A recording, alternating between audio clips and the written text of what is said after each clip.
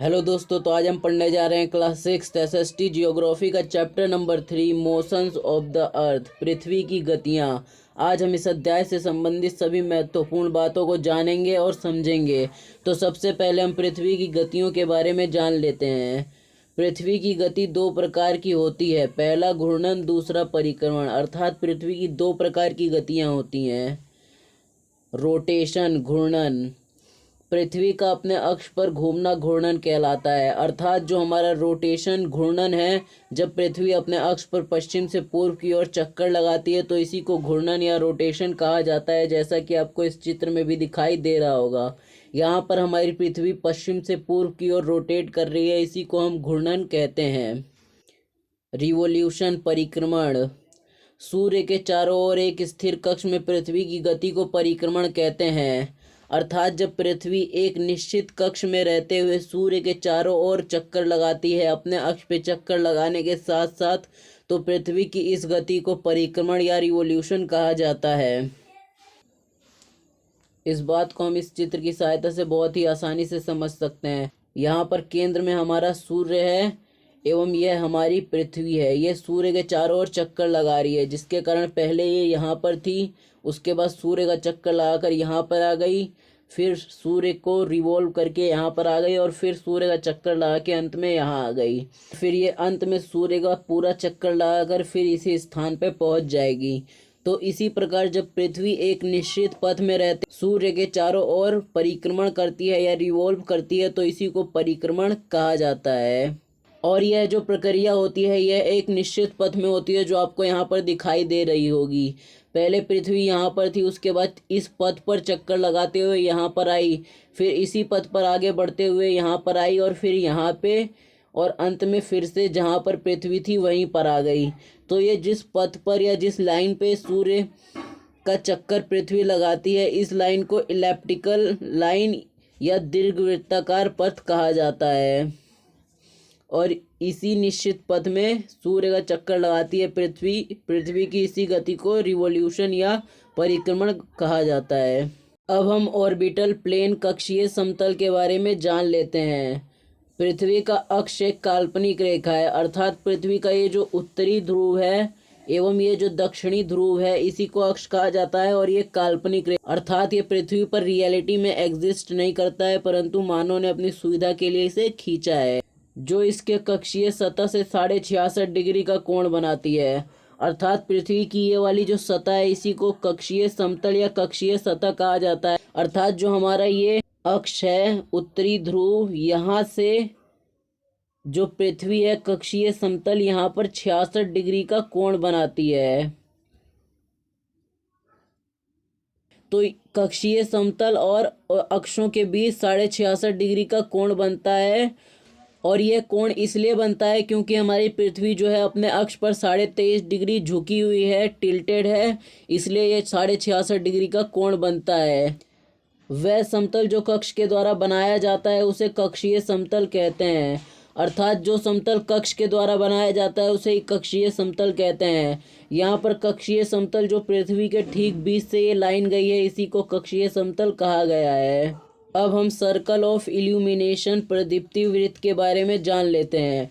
परंतु उससे पहले मैं आपको ये बता दूं कि हमारी जो पृथ्वी है वो अपना पूरा प्रकाश जो है सूर्य से प्राप्त करती है। यह एक गेंद के समान है। ग्लोब पर वह वृत्त जो दिन तथा रात को विभाजित करता है उसे प्रदीप्ति वृत्त कहते हैं। यह वृत्त अक्षों के साथ नहीं मिलता, जैसा कि आपको इस चित्र में दिखाई दे रहा होगा। यहाँ पर जो हमारी पृथ्वी है वो सूर्य से प्रकाश प्राप्त कर रही है और पृथ्वी के एक भाग में दिन, जो भाग सूर्य के सामने है वहाँ पर सूर्य का प्रकाश पड़ रहा है, वहाँ पर दिन है। तो पृथ्वी का ये वाला जो भाग है यहाँ पर दिन है। एवं पृथ्वी के जो पीछे वाला भाग है, क्योंकि पृथ्वी गोल है तो उसके पीछे वाले भाग में सूर्य का प्रकाश नहीं पहुँचता, जिसके कारण वहाँ पे रात होती है। क्योंकि यहाँ पे सूर्य का प्रकाश नहीं पहुँच पाता, इसलिए यहाँ पर रात है। तो पृथ्वी पर इन्हीं दिन और रात को जो वृत्त विभाजित करता है उसी को प्रदीप्ति वृत्त कहा जाता है। अर्थात ये जो पृथ्वी के ठीक बीच से वृत्त गया हुआ है, इसी को हम प्रदीप्ति वृत्त, सर्कल ऑफ इल्यूमिनेशन कहते हैं, क्योंकि ये दिन तथा रात को विभाजित करता है। और ये जो होता है ये ध्रुवों के साथ नहीं मिलता, अर्थात ये अक्षों के साथ नहीं मिलता। जो हमारा ये उत्तरी ध्रुव होता है और दक्षिणी ध्रुव होता है इसके साथ ये नहीं मिलता है, क्योंकि हमारी पृथ्वी 23.5 डिग्री अपने अक्ष पर झुकी हुई है। अब हम पृथ्वी के बारे में कुछ और बातें जान लेते हैं। पृथ्वी अपने अक्ष पर एक पूरा चक्कर लगाने में 24 घंटे का समय लेती है, जिससे दिन और रात का निर्माण होता है। अर्थात हमारी पृथ्वी जब अपने अक्ष पर पश्चिम से पूर्व की ओर घूमती है, तो जब ये एक चक्कर लगाती है घूमने में, तो इसमें 24 घंटे का समय लगता है और इसी से दिन और रात का निर्माण होता है, जहाँ पर 12 घंटे दिन होता है और 12 घंटे रात होती है। और ऐसा पृथ्वी के अपने अक्ष पर घूर्णन रोटेशन के कारण होता है। अब एक बहुत ही महत्वपूर्ण सवाल जो आपके मन में आ सकता है, अगर पृथ्वी रोटेट अर्थात घूर्णन नहीं करेगी तो क्या होगा? तो यदि हमारी ये जो पृथ्वी है अगर ये घूर्णन नहीं करेगी अर्थात ये अपने अक्ष पर रोटेट नहीं करेगी, तो इसके हमारी पृथ्वी का जो सूर्य के सामने वाला भाग है अर्थात ये वाला भाग जहाँ पर सूर्य की किरणें पड़ रही हैं, ये पूरा जो सूर्य का भाग है यहाँ पर सूर्य की किरणें पड़ रही हैं, यहाँ पर लगातार सूर्य की किरणें पड़ती रहेंगी, जिसके कारण यहाँ पर बहुत ही अधिक गर्मी होने लगेगी और बहुत ही गर्मी होने के कारण यहाँ पे हमेशा गर्मी का ही मौसम रहेगा। इसके विपरीत ये जो पृथ्वी का पश्चिम वाला भाग होगा यहाँ पर जो है हमेशा सूर्य की किरणें नहीं पड़ेंगी, जिसके कारण इस वाले भाग में हमेशा रातें ही होंगी और यहाँ पर बहुत ही अधिक ठंड पड़ेगी। अगर पृथ्वी पर यह अवस्था रहेगी तो पृथ्वी पर जीवन संभव नहीं हो पाएगा। पृथ्वी एक वर्ष या 365 1/4 दिन में सूर्य का एक चक्कर लगाती है। हम लोग एक वर्ष 365 दिन का मानते हैं तथा सुविधा के लिए 6 घंटे को इसमें नहीं जोड़ते हैं। 4 वर्षों में प्रत्येक वर्ष के बचे 6 हुए घंटे मिलकर एक दिन यानी 24 घंटे के बराबर हो जाते हैं। इस दिन को फरवरी माह में जोड़ा जाता है। इस प्रकार प्रत्येक चौथे वर्ष फरवरी माह में 28 के बदले 29 दिन होते हैं। अब आपने कभी ना कभी लीप वर्ष या लीप ईयर के बारे में सुना ही होगा, तो उसी से संबंधित यहाँ पर ये बात कही गई है। अब हमारी ये जो पृथ्वी है ये सूर्य का चक्कर लगाने में 365 दिन और 6 घंटे का समय लेती है। तो जिसके कारण 365 दिन और 6 घंटे का समय लेती है, तो वो जो 6 घंटे होते हैं वो 4 वर्षों तक जुड़कर 24 घंटे या एक दिन हो जाते हैं। और ये जो एक दिन बनता है हमारा, इसको हम फरवरी माह में जोड़ते हैं, जिसके कारण फरवरी माह में कभी कभी 28 की जगह 29 दिन देखने को मिलते हैं। अब हम लीप ईयर लीप वर्ष के बारे में जान लेते हैं। ऐसा वर्ष जिसमें 366 दिन होते हैं लीप वर्ष कहलाता है। अर्थात ऐसा दिन जिसमें 366 दिन हो उसी को लीप वर्ष कहा जाता है। और ये 366 दिन इसलिए हो जाते हैं क्योंकि वो जो हमारे 6 घंटे होते हैं वो 4 वर्षों तक जुड़कर एक दिन के बराबर हो जाते हैं। अब हम मौसमों के बारे में जान लेते हैं, पर उससे पहले आप लोग मुझे ये बता दें कमेंट सेक्शन में कि आपको कौन सा मौसम अच्छा लगता है। सामान्यतः एक वर्ष को गर्मी, समर, सर्दी, विंटर, वसंत, स्प्रिंग एवं शरद, ऑटम ऋतुओं में बांटा जाता है। ऋतुओं में परिवर्तन सूर्य के चारों ओर पृथ्वी की स्थिति में परिवर्तन के कारण होता है। अर्थात हमारी जो पृथ्वी है इस पे मुख्य रूप से 4 मौसम को अपनाया जाता है, जो समर, विंटर, स्प्रिंग और ऑटम है। गर्मी, सर्दी, वसंत और शरद ऋतु। तो ये सब जो सीजन्स होते हैं ये अलग अलग आखिर क्यों आते हैं? ऐसा ही क्यों नहीं होता कि हमेशा गर्मी ही रहे, हमेशा सर्दी ही रहे, ये बदलते क्यों रहते हैं? तो ये इसलिए बदलते हैं जब हमारी पृथ्वी सूर्य का चक्कर लगाती है और वो दूसरी जगह पर चली जाती है सूर्य का चक्कर लगाकर। तो हमारी जो ऋतुएं होती हैं उनमें परिवर्तन पृथ्वी की सूर्य के स्थिति में परिवर्तन के कारण होता है। जैसा कि आपको यहाँ पर दिखाई दे रहा होगा, पृथ्वी यहाँ पर भी है और ये सूर्य का चक्कर लगाकर यहाँ पर और यहाँ पर भी है। पर आपको ये बात दिखाई दे रही होगी कि यहाँ पर वसंत ऋतु है और यहाँ पे शरद ऋतु है, यहाँ पर ग्रीष्म ऋतु है और यहाँ पर शीत ऋतु है।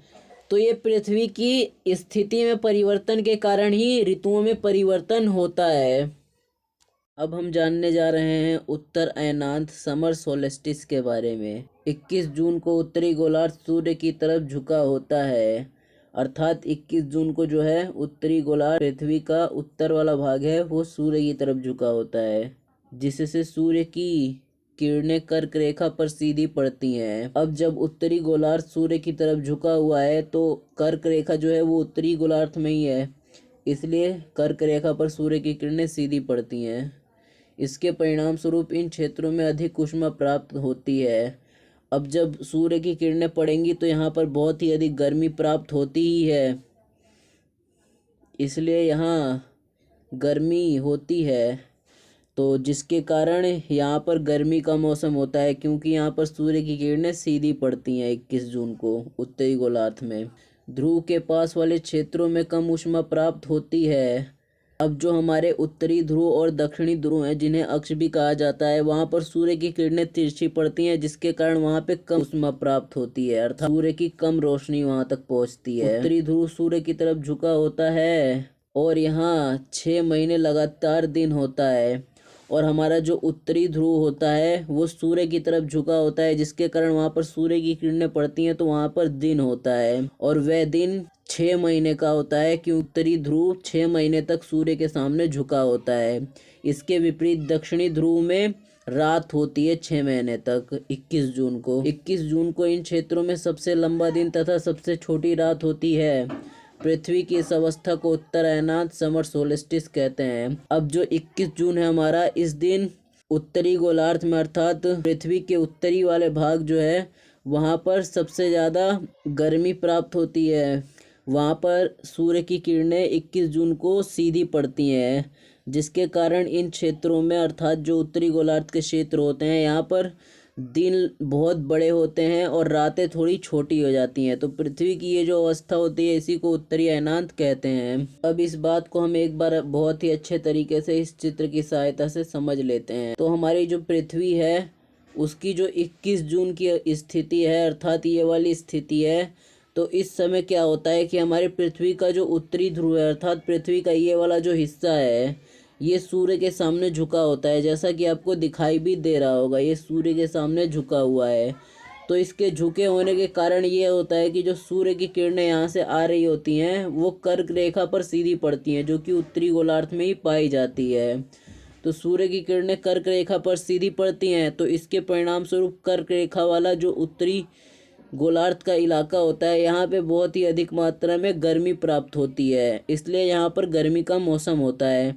परंतु जो सूर्य की किरणें होती हैं वो ध्रुवों के पास अर्थात उत्तरी ध्रुव पर सीधी नहीं पड़ती, क्योंकि हमारी पृथ्वी 23.5 डिग्री अपने अक्ष पर झुकी हुई है, जिसके कारण सूर्य की किरणें उत्तरी ध्रुव पर सीधी नहीं पड़ती। इसके कारण जो हमारा ध्रुव वाला इलाका होता है यहाँ पर ज़्यादा गर्मी नहीं होती है। परंतु जो हमारा ध्रुव होता है उत्तरी ध्रुव वो 6 महीने तक सूर्य के सामने झुका होता है, जिसके कारण यहाँ पर 6 महीने तक दिन भी होता है, और इसके ठीक विपरीत स्थिति दक्षिणी गोलार्ध में होती है, जो कि इधर।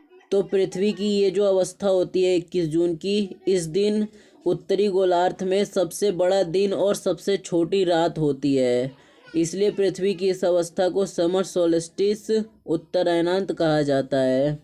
अब हम दक्षिण अयनांत विंटर सोलेस्टिस के बारे में जान लेते हैं। 22 दिसंबर को दक्षिणी ध्रुव सूर्य की ओर झुके होने के कारण मकर रेखा पर सूर्य की किरणें सीधी पड़ती हैं, जिससे दक्षिणी गोलार्ध में बहुत बड़े भाग में प्रकाश प्राप्त होता है। इसलिए दक्षिणी गोलार्ध में लंबे दिन तथा छोटी रातों वाली ग्रीष्म ऋतु होती है। इसकी ठीक विपरीत स्थिति उत्तरी गोलार्ध में होती है। पृथ्वी की इस अवस्था को दक्षिणी अयनांत विंटर सोलेस्टिस कहा जाता है।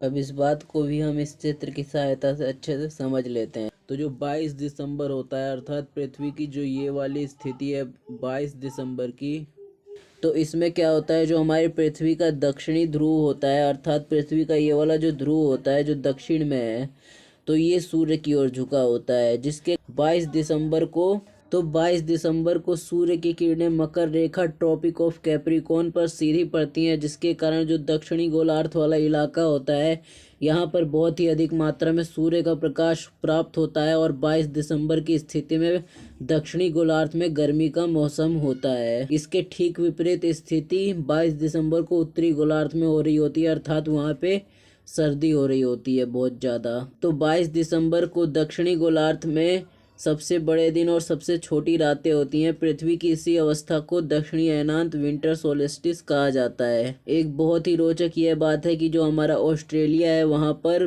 जो क्रिसमस का पर्व होता है उसे ग्रीष्म ऋतु में मनाया जाता है। तो अब हम विषुव इक्विनॉक्स के बारे में जान लेते हैं। 21 मार्च एवं 23 सितंबर को सूर्य की किरणें विषुवत वृत्त पर सीधी पड़ती हैं, इसलिए पूरी पृथ्वी पर दिन एवं रात बराबर होते हैं। इसे विषुव कहा जाता है। अब जो 21 मार्च एवं 23 सितंबर की जो स्थितियां हैं पृथ्वी की सूर्य के कक्ष में, तो इसमें क्या होता है कि हमारी जो सूर्य की किरणें होती हैं वो ना ही कर्क रेखा पर सीधी पड़ती हैं और ना ही मकर रेखा पर सीधी पड़ती हैं। इस समय सूर्य की किरणें विषुवत वृत्त पर सीधी पड़ती हैं और सूर्य की किरणें विषुवत वृत्त पर सीधी पड़ने के कारण दिन एवं रात बराबर होते हैं, क्योंकि विषुवत वृत्त पृथ्वी के ठीक मध्य से गुजरती है। तो इसी को विषुव इक्विनॉक्स कहा जाता है। 23 सितंबर को उत्तरी गोलार्ध में शरद ऋतु होती है, जबकि दक्षिणी गोलार्ध में वसंत ऋतु होती है।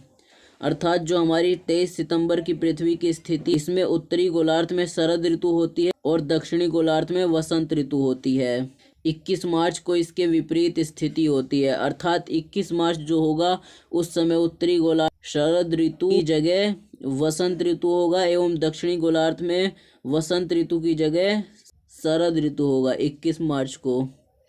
तो आपके इस अध्याय में बस इतना ही था। इस अध्याय से लगभग हमें ये पता चलता है कि पृथ्वी के घूर्णन एवं परिक्रमण के कारण दिन एवं रात तथा ऋतुओं में भी परिवर्तन होता है। यदि आपको यह पाठ अच्छे से समझ में आया हो तो वीडियो को लाइक करके चैनल को सब्सक्राइब कर दीजिए। मिलता हूँ मैं आपसे अगली वीडियो में। बहुत बहुत धन्यवाद।